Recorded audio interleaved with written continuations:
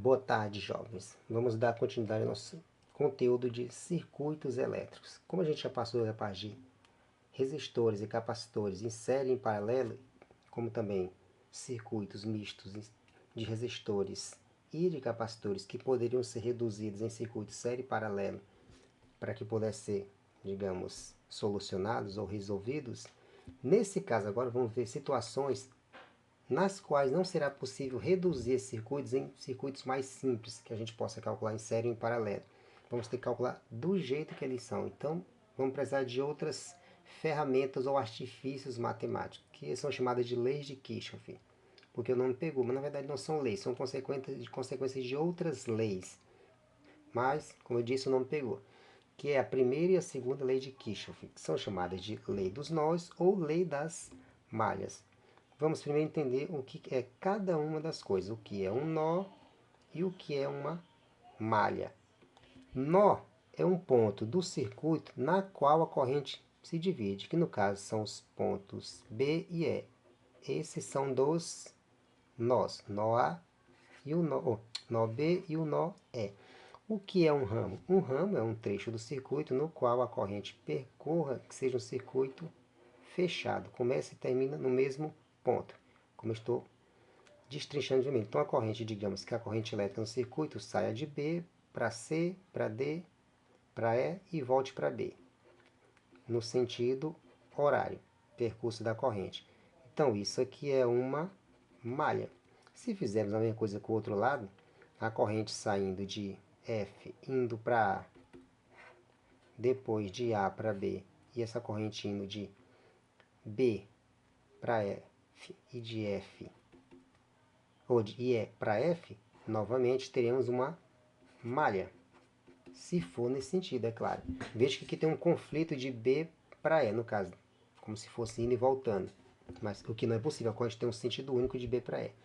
Aqui apenas está fazendo uma explicação aleatória. Então, no caso, nós temos duas malhas aqui na situação.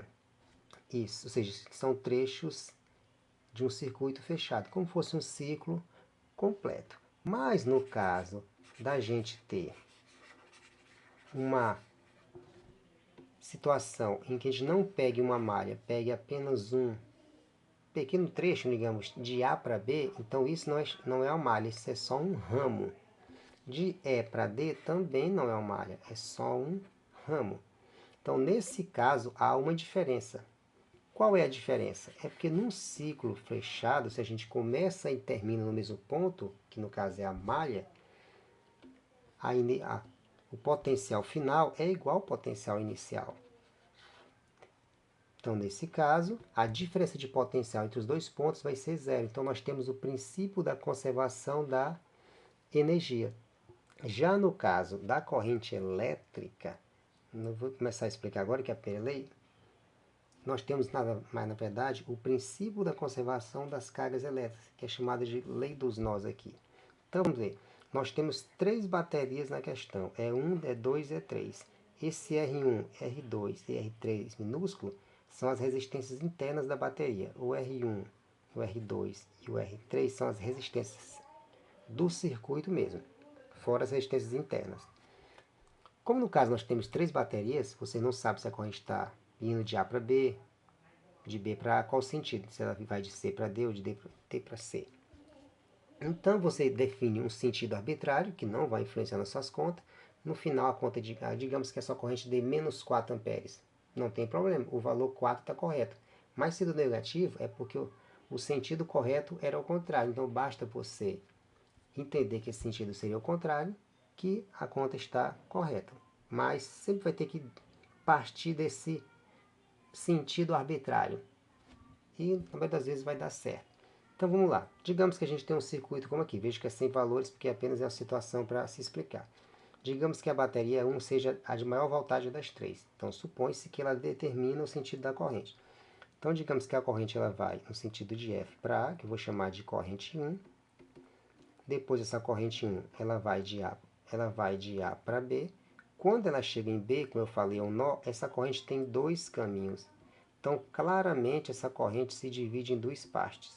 A corrente 1 se divide Então, se a corrente 1 se divide em duas partes, a corrente 2 e a corrente elétrica 3, na verdade, somadas, dá o mesmo valor da corrente 1. Então, veja que a quantidade de carga que entra é a mesma que sai. Ou seja, a soma das correntes elétricas que sai é a mesma soma das correntes elétricas que entram. O que nos leva a concluir que é o princípio da conservação das cargas elétricas. Por isso que eu falei que essas leis, na verdade, são consequências de outras leis. Então, é isso que é chamado de lei dos nós, essa soma das cargas em um nó, que o nó é o ponto onde a corrente se divide. Agora, levando em conta a malha, essa corrente 2 vai de B para C, de C para D, depois ela vai de D para E, e ela se encontra no ponto E com a corrente 3 que está indo de B para E. E quando elas se juntarem, volta novamente a ser a corrente 1. Então veja que a corrente percorreu a malha 2 no sentido horário e a malha 1 também no sentido horário, de acordo com a escolha arbitrária que fizemos. Supondo, pegando apenas a malha, pegando aqui a malha 1, por exemplo, como exemplo, veja que se nós pegarmos a corrente partindo do ponto A e indo de A para B, nós vamos ter o potencial de A, potencial de A menos a voltagem IA, que é menos R1 vezes I1, que é a corrente que passa por 1. Por que menos? Lembrando que a voltagem é o produto da resistência vezes a corrente.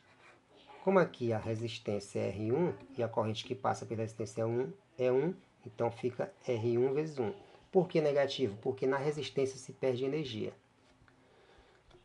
Essa corrente, quando chegar em B, ela desce para o ponto E, então ela passa pela resistência 2, então no caso nós temos menos o R2 vezes o I3, que no caso é a corrente 3, menos o E3, ou E2, por que E2? Porque a corrente está indo do maior, que é o mais, para o menos, do potencial maior para o potencial menor, então é menos E2.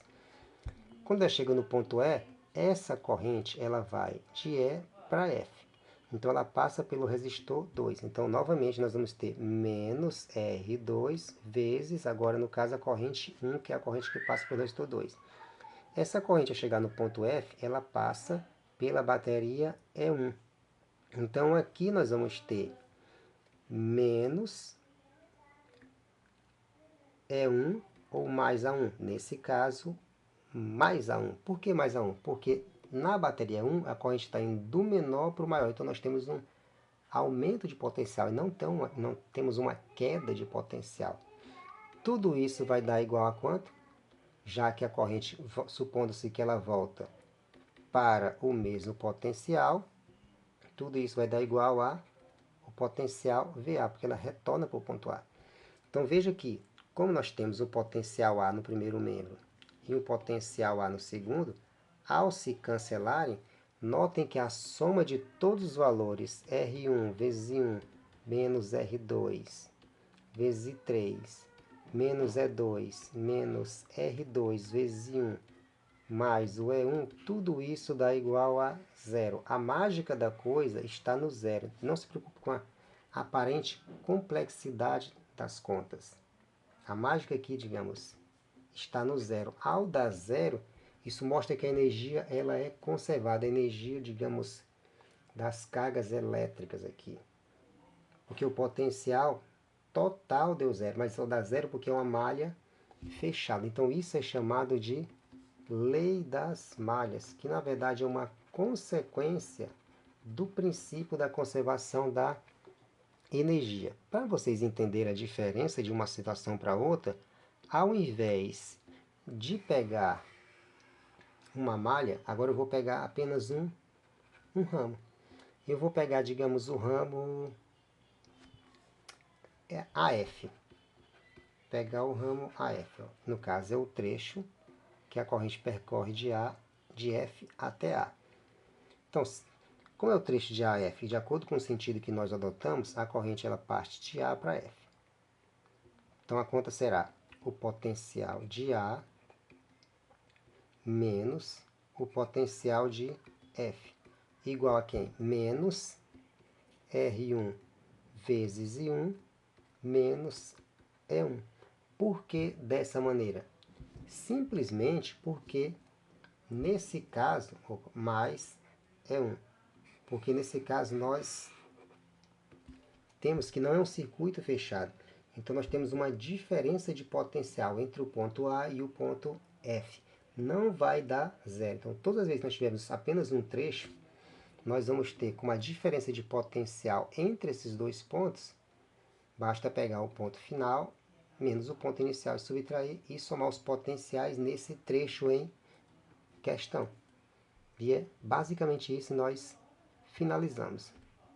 E esta explicação básica nós fizemos pelo livro do Ramalho Nicolau Toledo, 10ª edição de 2009.